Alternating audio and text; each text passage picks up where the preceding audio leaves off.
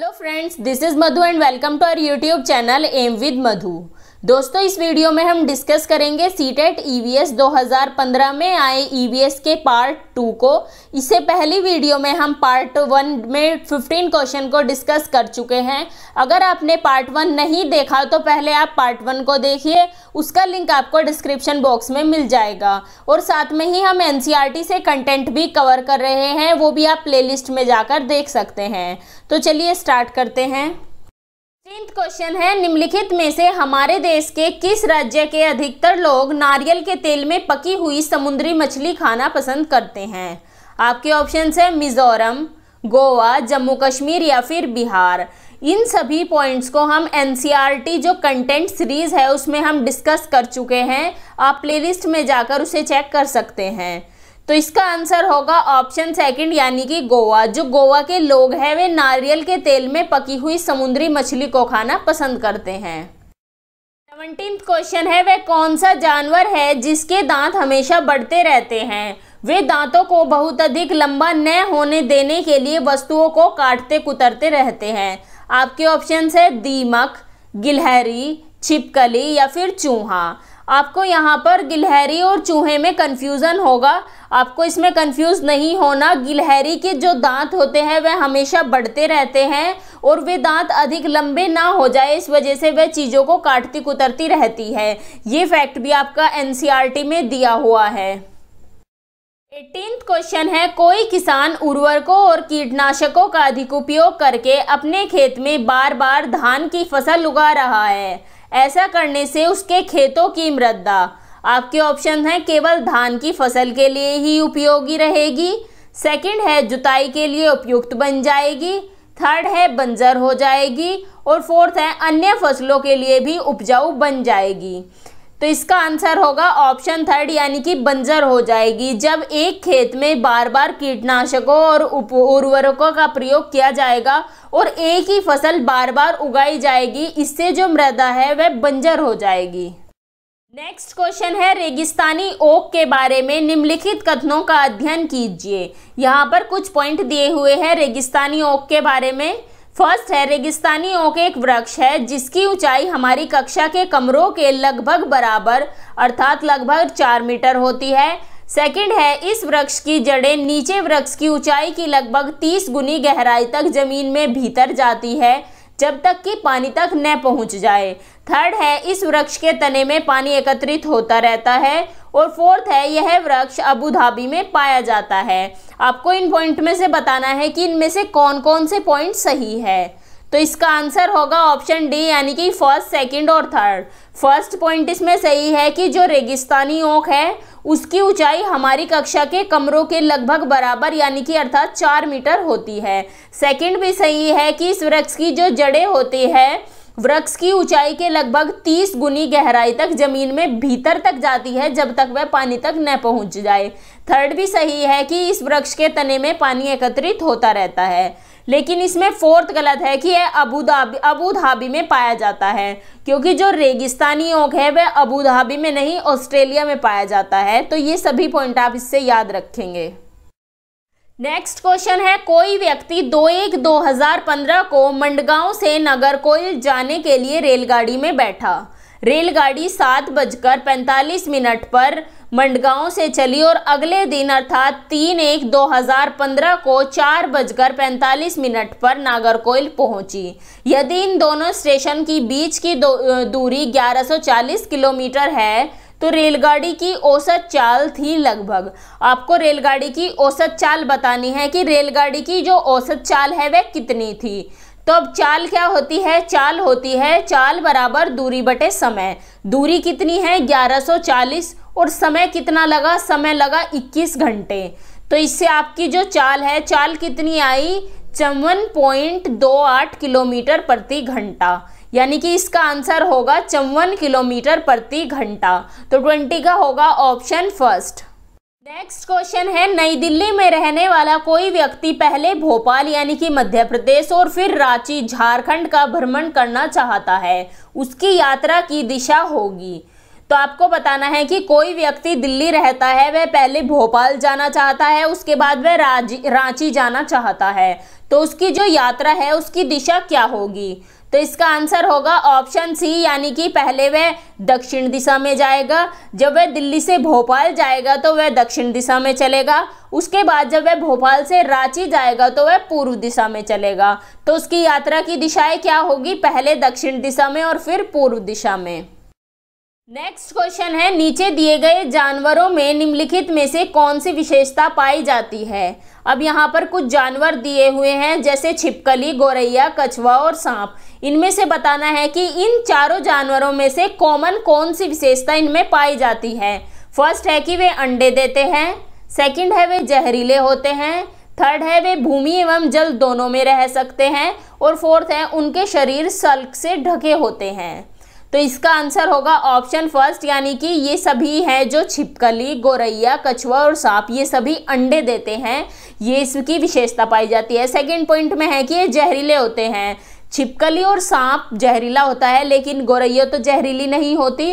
Third है वे भूमि एवं जल दोनों में रह सकते हैं, गौरैया नहीं रह सकती जल में। फोर्थ है उनके शरीर सल्क से ढके होते हैं, यानी कि पंखों से ढके होते हैं उनके शरीर। सांप के तो शरीर ढका हुआ नहीं होता। तो इसका आंसर होगा ऑप्शन फर्स्ट, यानी कि इन सभी में ये चीज कॉमन है कि ये सभी अंडे देते हैं। नेक्स्ट क्वेश्चन है, प्राथमिक स्तर पर पर्यावरण अध्ययन के शिक्षण में कहानियां और कविताओं का प्रभावी ढंग से उपयोग किया जा सकता है। पर्यावरण अध्ययन में इनके उपयोग का मुख्य उद्देश्य है। आपको बताना है कि जो कहानियां और कविताएं होती है वे पर्यावरण अध्ययन शिक्षण में शामिल करने का मुख्य उद्देश्य क्या है। फर्स्ट है कि कक्षा की विविधता की पूर्ति, सेकंड है सीखने के लिए संदर्भगत वातावरण प्रदान करना, थर्ड है पाठों को आनंददायक बनाना, या फिर फोर्थ है भाषिक कौशलों को बढ़ावा देना। तो इनमें से कौन सा मुख्य उद्देश्य होगा कहानियां और कविताओं को पर्यावरण अध्ययन में शामिल करने का? तो इसका आंसर होगा ऑप्शन सेकंड, यानी कि सीखने के लिए संदर्भगत वातावरण प्रदान करना, ताकि जो बच्चे हैं कहानियां और कविताओं के माध्यम से उनका जो कंसेप्ट है, कंसेप्ट फॉर्मेशन हो, उन्हें एक संदर्भगत वातावरण मिले जिससे वे सीख सके। नेक्स्ट क्वेश्चन है, एक प्राथमिक स्तर की अध्यापिका जलाभाव के विषय पर अपने कक्षा 4 के बच्चों को प्रभावपूर्ण तरीके से किस प्रकार आंकेगी? फर्स्ट ऑप्शन है बच्चों को जल संरक्षण पर नारे लिखने के लिए कहकर, सेकंड है उपयुक्त विषय पर एक लिखित परीक्षा का आयोजन करके, थर्ड है यह पता करके कि उन्होंने अपने दैनिक जीवन में जल की बचत कैसे प्रारंभ की है, और फोर्थ है जल संरक्षण में पोस्टर बनाने की गतिविधियों का आयोजन करके। आपको बताना है कि जो बच्चे हैं वे प्राथमिक स्तर पर हैं, तो जो शिक्षिका है वह कैसे आंकेगी बच्चों को? इसका आंसर होगा ऑप्शन थर्ड, यानी कि यह पता करके कि उन्होंने अपने दैनिक जीवन में जल की बचत कैसे प्रारंभ की। नेक्स्ट क्वेश्चन है, आपके प्रधानाचार्य ने आपको कहा कि कक्षा 5 के विद्यार्थियों को शैक्षिक अवलोकन यात्रा के लिए ले जाएं। इस अवलोकन यात्रा को सार्थक बनाने के लिए आप अपनी योजना में क्या सम्मिलित करेंगी? आपके ऑप्शंस है क्रियाकलापों की एक स्तरीकृत शीट उस स्थान के बारे में तैयार करना और प्रामाणिक तथा सार्थक अध्ययन के लिए उसे विद्यार्थियों के साथ यात्रा से पूर्व साझा करना, सेकंड है जहां जाना हो उसके बारे में जानकारी प्राप्त करने और पढ़ने के लिए विद्यार्थियों को कहना, थर्ड है आनंद के लिए पर्याप्त भोजन और खेलों को साथ ले जाना, फोर्थ है यह सुनिश्चित करना कि विद्यार्थी अनुशासित रहे और उस स्थान का शांतिपूर्वक अवलोकन करे। तो इसका आंसर होगा ऑप्शन फर्स्ट, यानी कि क्रियाकलापों की एक स्तरीकृत शीट उस स्थान के बारे में तैयार करना और प्रामाणिक और सार्थक अध्ययन के लिए उसे विद्यार्थियों के साथ यात्रा से पूर्व साझा करना। नेक्स्ट क्वेश्चन है, प्राथमिक स्तर पर पर्यावरण के आकलन में निम्नलिखित में से कौन सा एक संकेतक उपयुक्त नहीं है? आपके ऑप्शंस है स्मरण रखना, सेकंड है प्रश्न पूछना, थर्ड है न्याय और समानता के प्रति चिंता, और फोर्थ है सहयोग। तो आपको बताना है कि प्राथमिक स्तर पर पर्यावरण अध्ययन के आकलन में इनमें से कौन सा संकेत उपयुक्त नहीं है। तो इसका आंसर होगा फर्स्ट, यानी कि स्मरण रखना। नेक्स्ट क्वेश्चन है, इस पौधे में पत्तियां हैं जिन्हें सब्जी की तरह प्रयोग में लाया जाता है, इसके बीजों से तेल प्राप्त किया जाता है। तो यह पौधा है। आपको बताना है कि इनमें से कौन सा ऐसा पौधा है जिसे सब्जी की तरह भी प्रयोग किया जाता है और जो इसके बीज होते हैं उनसे तेल प्राप्त किया जाता है। फर्स्ट है पालक, सेकंड है नारियल, थर्ड है बंद गोभी और फोर्थ है सरसों।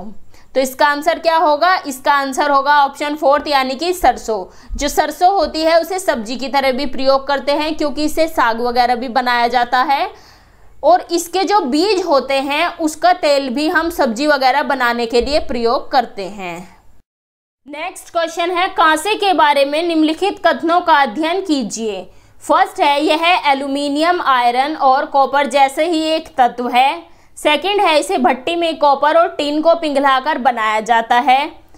थर्ड है, आदिवासी लोग ब्रॉन्ज का उपयोग हजारों वर्षों से कर रहे हैं।